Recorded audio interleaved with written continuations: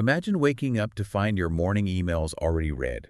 Your Slack messages are beautifully summarized. Yeah, that sounds like a total dream. Right, and your calendar is perfectly sorted, but not by a human assistant. Yeah. This was done by your laptop. It was working silently in the dark while you slept. It is wild to even think about. It really is. Today, we are looking at the April 2026 Claude Cowork update. It completely turned a simple chatbot into a 24/7 autonomous desktop OS. Welcome to the deep dive. Thanks for having me. We are definitely shifting gears here today. We are moving from just chatting with AI to actually scheduling a digital labor force. That is the true narrative through line today. Exactly. We are moving away from that simple preview window. You type a question, you get an answer. But these new updates completely flip that dynamic. It is no longer just a passive tool waiting for your input. Right. It is managing deep context now. It follows highly structured instructions. It executes ongoing workflows in the background. It is a massive behavioral shift. Let's talk about the foundational problem this solves first. The biggest hurdle with AI up until now has been amnesia. Oh, absolutely. The blank chat problem. Yeah. Every time you open a new chat window, the system just forgets everything. It resets the context completely. It is the most common complaint we see. You sit down to work, and you waste half your morning just setting the stage. Right, you have to explain your business model all over again. Exactly. You explain your target audience, you have to dictate your brand's tone of voice. It is completely exhausting. It is kind of like hiring a brand new assistant every single morning. You spend 2 hours training them, they do an hour of work, and then you fire them. Yeah, and then you repeat the entire process the very next day. The April 2026 update fixes this through a feature called Projects. And this relies entirely on scoped memory, right? Yes. Scope memory is basically memory limited to a specific folder or context. It anchors the AI directly to your local file system. Okay, so it builds local vector embeddings. Let's define that AI jargon really quickly. Sure. It means breaking documents down into semantic, mathematical chunks. So how does it actually remember things? I mean, without reading a massive PDF every single time I ask a question. That is the magic of local vector indexing. When you point the AI at a folder, it doesn't just read the text linearly. Right. It assigns mathematical values to those chunks based on their meaning. So when you ask a question later, it just pulls the exact mathematical vectors that match your request. It is basically creating a highly efficient, invisible index card system. It remembers your past decisions and your style preferences. Yeah, creating a project is like giving the AI a dedicated physical office. You give it a desk, labeled folders, and a filing cabinet. And the alternative is just terrible. It is like shoving your entire professional life into a messy backpack every morning. Exactly. You throw your tax spreadsheets in with your creative writing. You can never find what you actually need. So you can start these projects from scratch, or import an older setup. Or you can just point Cowork at an existing folder on your computer. That third option is the game changer. Most people already have meticulously organized folders. You don't need to rebuild anything. You just point the software at your Q3 marketing folder. It instantly indexes the templates and past campaign documents. E2sec silence. I will be honest, my immediate instinct is to just create a massive master folder called My Brain. Oh, no! Yeah, I kind of just want to dump my entire hard drive into it and let Claude sort it out. Why shouldn't I do that? Because you will totally destroy the vector indexing we just talked about. Really? Yeah. If you dump sales spreadsheets in with your YouTube scripts and grocery lists, the AI loses its semantic focus. Ah, I see. It is going to try to draw connections between your Q3 revenue and your recipe for banana bread. The context gets muddied. So mixing unrelated tasks makes the AI's output highly inconsistent and confused. You really have to keep those boundaries strict. Okay, so I have this perfectly organized digital office. But how does the AI actually do the work without me constantly nudging it? That brings us to scheduled tasks and skills. This is where we leave the old world of repeating prompts behind. Right. We are building automated playbooks now. Yeah. Skills are essentially step-by-step reusable instructions. Yes, but they're much more rigid than standard chat prompts. You write them almost like code. You dictate the inputs, the processing steps, and the exact output format. Then you schedule them. You can run them hourly or daily. Let's walk through a practical example. The morning briefing skill. This is incredibly practical. You schedule it to run at 8 in the morning. It literally wakes up before you do. It scans your Gmail inbox securely. Yeah, it reads your unread Slack channels and reviews your calendar for the day. Then it drafts a complete summary. It flags urgent messages. It even drafts proposed replies. It is just sitting there waiting for you when you finally open your laptop. That is amazing. Another fantastic use case is the YouTube data tracker. Creators absolutely love this one. It checks a specific YouTube channel automatically every night. Right. It pulls the new video titles, grabs the URLs, and checks the view counts. Then it automatically appends that fresh data right into a local spreadsheet. It acts exactly like a junior employee, one who never sleeps, never complains, and never misses a formatting deadline. 2-sec silence. Exactly. Actually, I have to make a vulnerable admission here. Oh, yeah. I still wrestle with starting from scratch every morning instead of automating. Really? Yeah, I think to myself, well, it will only take me 5 minutes to check these stats. It is a really hard habit to break. That is entirely normal. We are so conditioned to just do the manual labor ourselves. We think setting up the automation takes longer than the task. But it is about the compound interest of your time. That makes a lot of sense. Once you see a skill run flawlessly for a week, you never go back. But let's get into the mechanics of building these. Yeah. Why do standard prompts fail when you try to automate them? How specific do these skill instructions actually need to be? They need to be airtight. Large language models inherently suffer from prompt drift. Right, they introduce randomness. Yes. If you just write, summarize my emails, Monday's output might be 2 paragraphs, Tuesday's might be a haiku. Wow. Yeah, you have to dictate a strict JSON or Markdown structure. You leave zero room for creative interpretation. So vague inputs create messy outputs. Yeah. You must strictly define the structure. Right, and that rigid structure is what makes the whole system actually reliable over time. Okay, so I have this incredible automated assistant running on my desktop. It is indexing my files and running scheduled skills. Yep. But what happens when I close my laptop and walk out the door?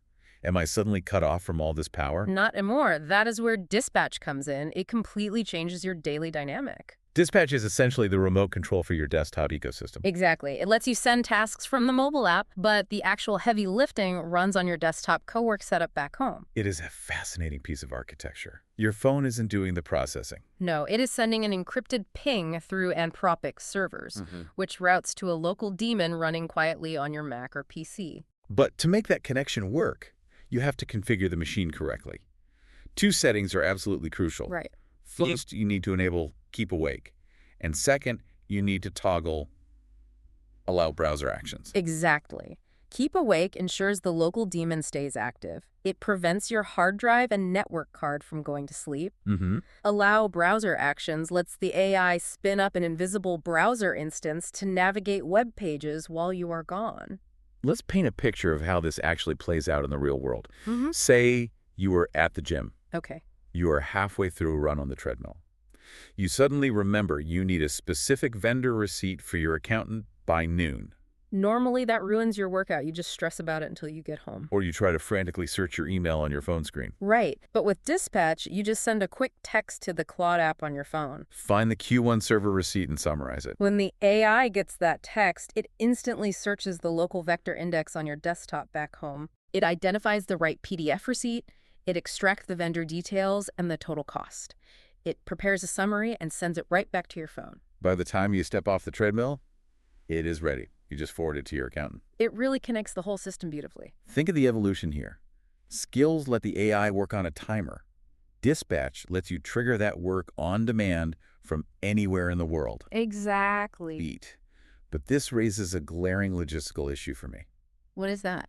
If my laptop needs to be reachable at all times, does this mean my computer just stays wide open all day? Well, effectively, yes. The system cannot execute local background tasks or search your files if the machine's operating system goes into deep sleep mode. I see. The local daemon needs continuous access to the file system to perform the work. So it requires Keep Awake active so background processes run seamlessly. It is a trade-off. You use a bit more electricity, but you gain a full-time remote researcher. This brings us to the actual physical interface. Up until now, we have talked about background processes. Right. But the April 3rd update expanded computer use significantly. This is where things get slightly futuristic. Computer use is now natively available for both Windows and macOS for Pro subscribers. The AI actually takes native control. It physically moves your mouse cursor. Yeah, it types on your keyboard. It can even execute complex file drag-and-drop maneuvers between folders. The dragging and dropping was actually a huge technical hurdle. Oh, absolutely. Pointing and clicking is easy, but maintaining a continuous mouse-down state while navigating requires incredible precision. The big technical breakthrough here was reducing the latency. They achieved this through something called rolling visual context. Let's define that AI jargon. Okay, it means caching visual differences to reduce the computing time needed. Earlier versions of screen control were agonizingly slow. The AI would take a full high-resolution screenshot, send it to the cloud, analyze the whole image, and then click. It took several seconds per action. Yeah. Now, it is less like the AI taking a static photo and more like it is watching a low frame rate video stream. It only processes the pixels that actually change from the last frame. Exactly. That slashes the compute time required to figure out where the cursor is, making the interaction feel incredibly smooth. I was watching the live CapCut video editing demo, and honestly, whoa! Imagine the screen glowing orange while it actively navigates Finder to splice a video together. It is a profound moment the first time you see it. The perimeter of your screen actually glows orange. That is a built-in security feature, right? Right. To clearly indicate the AI has active control. Right, and then the mouse just starts flying through menus on its own. You can also whitelist or block specific apps. You probably don't want Claude wandering into your password manager or your banking app. Absolutely not. Limiting access keeps the process safe. Yeah. But we really need to establish the practical rule here. Okay. Just because the AI can visually click a mouse doesn't mean it should be your default method. There is a strict hierarchy of operations. Yes, the hierarchy is crucial. You should use connectors first. Those are direct API connections. They are invisible, fast, and stable. You use browser control second, where it navigates web code. And you use computer use last. It is strictly for legacy desktop apps that do not have APIs. Exactly. So if computer use looks so cool, why is it the absolute last resort instead of the default? Because visual clicking is inherently brittle. If an app updates its interface and moves a button 2 pixels to the left, the visual AI might miss it. Ah, that makes perfect sense. Direct data connections bypass the screen entirely. They move information instantly and flawlessly. API connectors are simply faster and much more reliable. Which is why we need to talk about how you actually set up those direct data connections. Right. If computer use is the last resort, what is the first? That brings us to MCP integrations. MCP stands for Model Context Protocol. It is an absolute game changer for productivity. Let's define it. It is a bridge letting AI talk directly to your other software. This protocol completely shifts the paradigm. It turns basic text generation into actual workflow fulfillment. The AI stops just giving you text suggestions. It starts taking real action inside your other applications. Yes. So if computer use is like a robot sitting in your physical desk chair, clicking your physical mouse, MCP is like plugging the AI's brain directly into the mainframe matrix. It skips the physical interface entirely. Let's look at the API MCP. API provides live web scrapers. You can pull real-time data from highly dynamic platforms. You can scrape YouTube, TikTok, or Instagram. But how does it actually get that data without getting blocked by login screens? The protocol handles the authentication through token exchange. You generate a secure API token in API, you paste it into your Cowork settings, and the bridge is built. The AI can trigger a scraper to run, gather the unstructured data, and feed it directly into your local projects. And then there's the Zapier MCP. This is the big one. This connects the AI to over 9,000 different apps. We're talking about your CRM, your cloud databases, and your email marketing software. The AI can move information between all these tools automatically, formatting it perfectly along the way. It breaks the AI out of its isolated box. It operates directly inside your real business workflows. It really does. But honestly, that level of access is mind-blowing. Yeah. If Zapier connects everything, isn't it dangerous to give the AI full access to it? It would be incredibly dangerous if you just opened the floodgates and gave it blanket administrative rights. But the protocol doesn't work like that. Okay. It requires explicit, granular permission. The AI never actually holds your master passwords. It uses OAuth tokens scoped strictly to specific actions. You strictly whitelist only specific apps to maintain safe boundaries. You choose exactly which apps it can touch and exactly what it is allowed to do inside those apps. Sponsor read. Welcome back to the Deep Dive. Yeah. We have covered a massive amount of ground today. We really have. from local memory to remote execution. And it is very easy to feel overwhelmed by all these new capabilities. When people first see this, they tend to want to automate their entire life by tomorrow morning. Let's step back and look at the broader framework. We want to avoid creating an over-engineered mess. The key to making this work is following a strict order of operations. You have to build the foundation before you build the robots. Right. You always start with context first. That means setting up your projects, give the AI memory. Let it index your files so it understands your world. Then, automation comes second. You build your skills for repeating tasks. You lock in those rigid markdown structures to prevent prompt drift. Integrations are third. That is your MCP connections for live data. You plug it into Zapier or Apify. Remote access is fourth. You set up Dispatch for mobile control. You enable the background daemon so you can trigger workflows from the gym. And screen control is last. You only enable computer use when you have a stubborn legacy app that absolutely requires visual clicking. The best advice here is to start very, very small. Do not try to boil the ocean. Just build one single project, pointed at one specific folder. Exactly. Automate just one repeatable task. Get that working perfectly. Watch it run flawlessly for a few days before you try to expand. Once you trust the practical results, you can scale up the complexity safely. So, here is your call to action. Pick one repeating task today. Instead of that morning briefing skill we talked about, clean it at your inbox in your calendar. Schedule it for 8 a.m. tomorrow morning. Just see the system in action for yourself. Let it wake up before you do. It will completely change how you view your computer. It really will. And it leaves me with this final thought. If our operating systems can now hold long-term memories, run complex workflows while we sleep, and act on live web data completely independently, Yeah. at what point does our computer stop being just a tool and become our most reliable colleague?